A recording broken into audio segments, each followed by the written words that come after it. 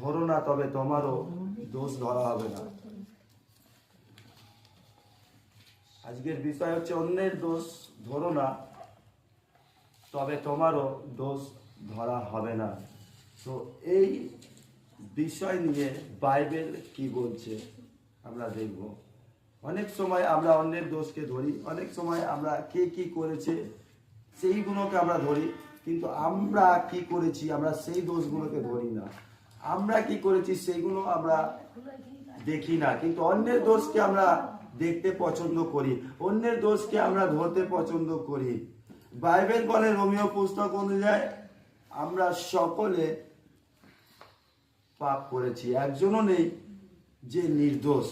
তবে আমরা পাপী হয়ে আমরা অন্যের পাপ কি করে ধরছি? আমরা নিজেরা দোষী হয়ে অন্যের দোষকে অনেক সময় ধরি, অনেক সময় আমরা অন্যের দোষকে ধরি, অন্যের অন্যায়কে ধরি, কিন্তু আমরা নিজেদের অন্যায়কে আমরা দেখি না। বাইবেল এই বিষয় নিয়ে কি বলছে আমরা দেখি মথির পুস্তক 7 অধ্যায় তার 1 পদ থেকে পড়ি আমরা। হেডিংয়ে বলছে দোষ ধরবার বিষয়ে শিক্ষা। দোষ ধরবার বিষয়ে শিক্ষা।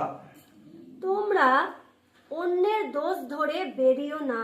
তোমরা অন্যের দোষ ধরে বেরিও না। মন দিয়ে শুনবেন কি বলছে, তোমরা অন্যের দোষ ধরে বেরিও না।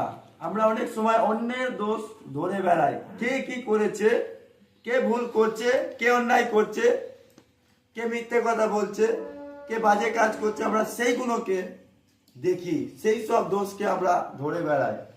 বাইবেল বলছে তোমরা অন্যের দোষ ধরে বেরিও না।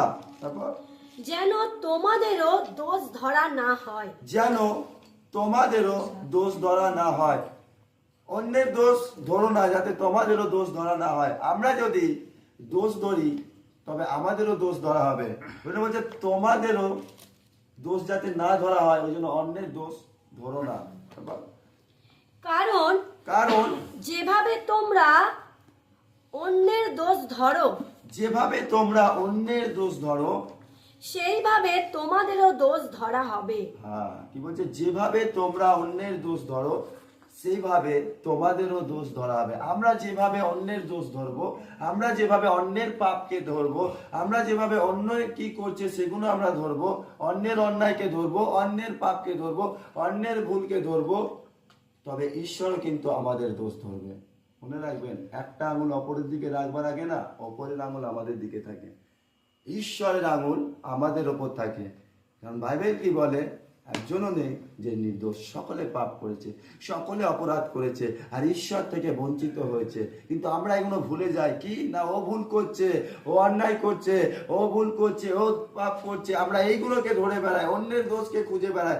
অন্যজনা কি করছে আমরা সেগুলো ধরি, অন্যজনা কেমন জীবন কাটাচ্ছে সেইগুলো ধরি, কিন্তু নিজে কেমন জীবন কাটাচ্ছি, নিজে কেমন ভাবে চলছি, নিজের চরিত্র কেমন, নিজের স্বভাব কেমন, সেইগুলো আমরা দেখতে ভুলে যাই। কিন্তু অন্যের দোষ খুঁজতে খুঁজতে, অন্যের দোষ খুঁজতে খুঁজতে আমরা নিজেরাই ঈশ্বরের কাছে দোষারোপ হয়ে যাই।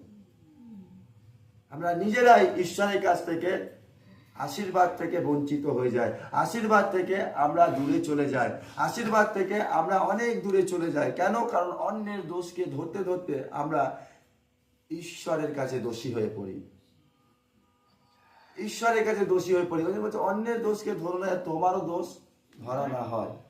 তারপর আর যেভাবে তোমরা মেপে দাও সেইভাবে তোমাদের জন্য মাপা হবে। যেভাবে তোমরা মেপে দাও সেভাবে তোমাদের জন্য মাপা হবে।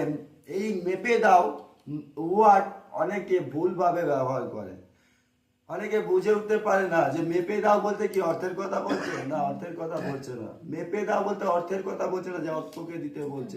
মেপে দাও মানে তোমার সময় কেমন দিচ্ছ ঈশ্বরকে, কেমন টাইম দিচ্ছ ঈশ্বরকে, কতটা সময় দিচ্ছ ঈশ্বরকে। যেভাবে তুমি টাইম ঈশ্বরকে দেবে সেভাবে ঈশ্বরও তোমাকে আশীর্বাদ দেবে, যেভাবে ঈশ্বরকে তুমি গুরুত্ব দেবে সেভাবে ঈশ্বরও তোমাকে গুরুত্ব দেবে, যেভাবে ঈশ্বরকে নিজের জীবনকে তুমি দেবে সেভাবে ঈশ্বরও তোমাকে আশীর্বাদ দেবে। আমরা অনেক সময় 100-এর মধ্যে আমরা কত দিই, 50 দিই কি 30 দিই।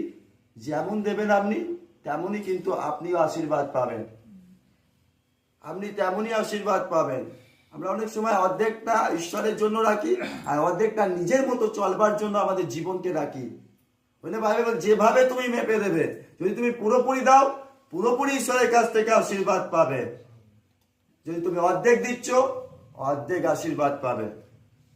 তুমি 5 মিনিট ঈশ্বরকে গুরুত্ব দিচ্ছ, ঈশ্বর তোমাকে 5 মিনিট গুরুত্ব দেবে। যদি তুমি বেশি করে গুরুত্ব দিচ্ছ ঈশ্বরকে, তুমি সর্বদা ঈশ্বরের জন্য ক্ষুধার্ত আছো, সর্বদা ঈশ্বরের জন্য পিপাসিত আছো, সর্বদা ঈশ্বরকে পাওয়ার জন্য ক্ষুধার্ত আছো, তুমি সর্বদা ঈশ্বরকে নিজের জীবনকে দিয়ে দেওয়ার জন্য ক্ষুধার্ত আছো, যে সম্পূর্ণভাবে মন প্রাণ অন্তর দিয়ে আমি ঈশ্বরকে দিয়ে দেব, ঈশ্বরের জন্য খোঁজি হব, ঈশ্বরও কিন্তু আপনার আমার জন্য আশীর্বাদ রাখবে। ঈশ্বরও কিন্তু আপনার আমার জন্য ক্ষুধার্ত হবেন, যেন আমরা তার কাছ থেকে পুরোপুরি আশীর্বাদ পেতে পারি, সম্পূর্ণ আশীর্বাদ পেতে পারি। যেভাবে আমরা দেবো সেভাবে ঈশ্বর দেবে, আমরা যেভাবে দেব সেইভাবে ঈশ্বর আমাদেরকে দেবে। যেমন আপনি দেবেন তেমন ঈশ্বর আপনাকে দেবে। তোমার ভাইয়ের চোখে যে কুটা আছে কেবল তাই দেখছো, তোমার ভাইয়ের চোখে যে কোটা আছে কেবল তাই দেখছো, অথচ তোমার নিজের চোখের মধ্যে যে কড়িকাঠ আছে তা লক্ষ্য করছো না কেন? নিজের চোখের মধ্যে যে কড়িকাঠ আছে সেটা আর লক্ষ্য করছো না কেন? আমরা অনেক সময় ভাইয়ের দোষ বা বোনের দোষকে আমরা ধরি, ভাইয়ের দোষকে আমরা খুঁজে বেড়াই। ভাই কি করেছে, বোন কি করছে, ভাই কি করছে, ভাই কেমন জীবন কাটাচ্ছে, বোন কেমন জীবন কাটাচ্ছে, কি করছে, কতটা সে মিথ্যা বলছে বা কতটা সে পাপ করছে, কতটা সে অন্যায় করছে, সেইগুলো আমরা ধরি, কিন্তু আমাদের জীবনের মূলগুলো আমরা দেখি না। ওই জন্য বলছি, ভাইয়ের চোখের কুটা তুমি দেখছো, নিজের চোখের মধ্যে কড়িকাঠ আছে, তুমি সেইটাকে দেখছো না কেন? কড়িকাঠ মানে নিজের জীবনের ভুল, নিজের জীবনের মধ্যে পাওয়া। তুমি বলছো ভাই চুরি করছে, ভাই মিথ্যা কথা বলছে, ভাই বাজে কথা বলছে, ভাই অন্যায় করছে, তুমি কি করছো না? তুমি ভাইকে দোষ লাগাচ্ছ, ভাই ভুল করছে, ভাই অন্যায় করছে, ভাই বন্ধ কথা বলছে, তুমি কি করছো না? তোমার জীবনের মধ্যে কি সেটা নেই? তোমার জীবনের মধ্যেও তো সেই একই দেখা যাচ্ছে। অন্যের চোখের কুটাটা দেখতে ভালো লাগে, নিজের জীবনের মধ্যে কেউ যদি দোষ দেখায় তুমি ভুল করছো, তখন দেখবেন জেলসি হয়, কেন বলে দিল আমাকে। নিজের ভুল কেউ দেখে না, নিজের অন্যায় কেউ নিতে পছন্দ করে না, নিজের দোষকে নিতে কেউ পছন্দ করে না, সবাই অপরের দোষই দিয়ে যায়। বাইবেল পল বলছে, তুমি যেমন অন্যকে শিক্ষা দাও, তুমি নিজে কেন নাও না? তুমি অন্যকে শিক্ষা দিচ্ছ, মিথ্যা কথা বলো না, ভুল করো না, অন্যায় করো না, পাপ করো না, চুরি করো না, অন্যকে বলছো, অন্যকে শিক্ষা দিচ্ছ, অন্যকে ভালো ভালো কথা বলছো, অন্যকে বলছো পাপ করো না, অন্যকে বলছো অন্যায় করো, তুমি নিজে কি করো না? তুমি এখন নিজেই করছো, তুমি অপরকে কেন বলছো?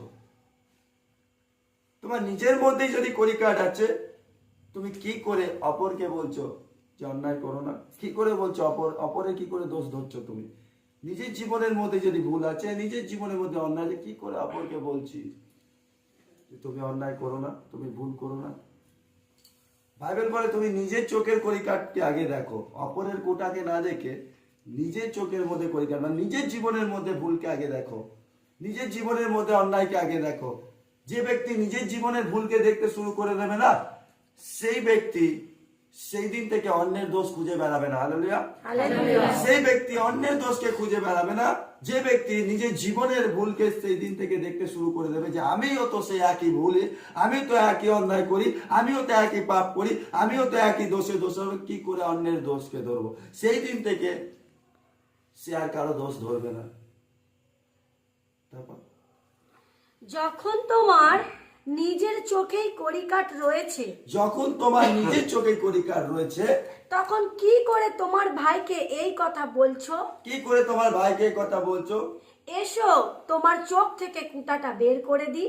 এসো তোমার চোখ থেকে কুটাটা বের করি। যখন নিজের চোখে কড়িকাঠ আছে, কি করে বলতে পারি এসো তোমার কড়িকাঠটা বের করিয়ে দিই, তোমার কুটাটা বের করিয়ে দিই? যখন নিজের মধ্যেই পাপ আছে, আমার নিজের মধ্যেই অন্যায় আছে, কি করে আমি অপরের দোষে তুই ভুল করছিস, তুই অন্যায় করছিস, অথচ আমার নিজের মধ্যেই ভুল আছে, নিজের মধ্যেই পাপ আছে, নিজের মধ্যেই অন্যায় আছে, নিজের মধ্যেই ভুল আছে, আর অপর তুই ভুল করছিস, তুই পাপ করছিস, তুই অন্যায় করছিস, তুই মিথ্যে কথা বলছিস, অথচ আমি সেই ভুলটা করছি, আমি সেই অন্যায়টা করছি, আমি সেই রাগ করছি, আমি সেই জেদ করছি, আর ওকে বলছি এই তুই করছিস কেন, ঈশ্বর বলেছে, বারণ করেছে, কিন্তু অথচ আমরাই করছি। আমি যদি করছি আর অপরকে বলছি তুই ভুল করছিস, তুই অন্যায় করছিস, ঈশ্বর সাজা দেবে। বাইবেল বলছে তুমি নিজের চোখের কড়িকাঠটা দেখো, নিজের চোখের পরিকারটা দেখো, অপরের চোখে নয়। আগে আমরা অপরকে দেখি, আগে আমরা অপরকে দোষারোপ লাগাই, আগে আমরা অপরকে দেখি, কিন্তু নিজেকে আমরা দেখি না। ভণ্ড, কি বলছে ভণ্ড? এই সব ব্যক্তিকে কি বলছে ভণ্ড? যে ব্যক্তি নিজের ভুলকে না দেখে অপরের ভুলকে দেখতে শুরু করে, যে ব্যক্তি অন্যকে দোষারোপ লাগায়, সে ব্যক্তি হবে ভণ্ড। তুমি যে ব্যক্তি নিজের দোষ না দেখে অপরের দোষকে দেখে, অপরের কুটাকে দেখে, নিজের কড়িকাঠকে দেখে না, ভণ্ড সে ব্যক্তি। প্রথমে তোমার নিজের চোখ থেকে কড়িকাঠটা বের করে ফেলো, প্রথমে তোমার নিজের চোখ থেকে কড়িকাঠটা বের করে ফেলো, তাতে তোমার ভাইয়ের চোখ থেকে কুটাটা বের করবার জন্য স্পষ্ট দেখতে পাবে। নিজের চোখ থেকে কড়িকাঠ বের করো, ভাইয়ের জন্য স্পষ্ট তুমি দেখতে পাবে, ভাইয়ের কুটাটা স্পষ্ট তুমি দেখতে পাবে, ভাইয়ের কুটাটা বের করবে, বের করবার জন্য স্পষ্ট তুমি দেখতে পাবে। যদি নিজের পাপকে, নিজের অন্যায়কে, নিজের ভুলকে দেখতে শুরু করি, নিজের অন্যায়কে আগে দেখতে শুরু করি, নিজের পাপকে আগে দেখতে শুরু করি যে আমার জীবনের মধ্যে ভুল আছে, আর যখন আমি নিজেকে সংশোধন করি, যখন আমি নিজেকে পরিবর্তন করি, যখন আমি নিজেকে চেঞ্জ করবার চেষ্টা করি, তখন আমি অন্যকে বলতে পারবো যে তুই দোষ করছিস। যদি আমার জীবনের মধ্যে ভুল আছে, আমি অন্যকে বলতে পারি না। যদি আমার জীবনের মধ্যে অন্যায় আছে, ভুল আছে, পাপ করছি, অন্যায় করছি, অপরকে বলছি তুই ভুল করছিস, তুই অন্যায় করছিস, তবে আমি বলতে পারি না। যখন নিজেকে চেক করব, নিজেকে বদলাবো, নিজেকে চেঞ্জ করব, নিজের জীবনের ভুলকে, নিজের জীবনের মিথ্যাগুলোকে আমার জীবন থেকে যখন দূর করব, আমার জীবন থেকে আমি সরাবো, তখন আমি অন্যের জন্য দেখতে পাবো, তখন আমি অন্যকে বলতে পারবো, তখন আমি অন্যকে শেখাতে পারবো, তখন আমার জীবন দ্বারা আমি অপরকে বলতে পারবো। হালেলুয়া। আমার জীবন দ্বারা অপরকে বলতে পারবো। কিন্তু নিজের জীবনের মধ্যেই যদি পাওয়া যায়, তবে অপরকে কি করে বলতে পারবো? নিজের জীবনের মধ্যেই যদি পরিবর্তন নেই, অপরকে কি করে বলবো? নিজের জীবনের মধ্যেই যদি কড়িকাঠ থাকে, অপরকে কি করে বলবো এসো তোমার কোটাটা বার করি, এসো তোমার পাপ, তুমি পাপ করছো, তুমি ভুল থেকে বার হও। কি করে তাকে বলবো? ও তো আমাকে ঘুরিয়ে বলবে তুমিও তো পাপ করছো, তুমিও তো অন্যায় করছো। যতক্ষণ না আমার জীবনের মধ্যে ভুলটা আমি দেখতে পাচ্ছি, আমার জীবন থেকে ভুলটা ছাড়ছি, ততক্ষণ আমি অপরের ভুল দেখতে পারি না।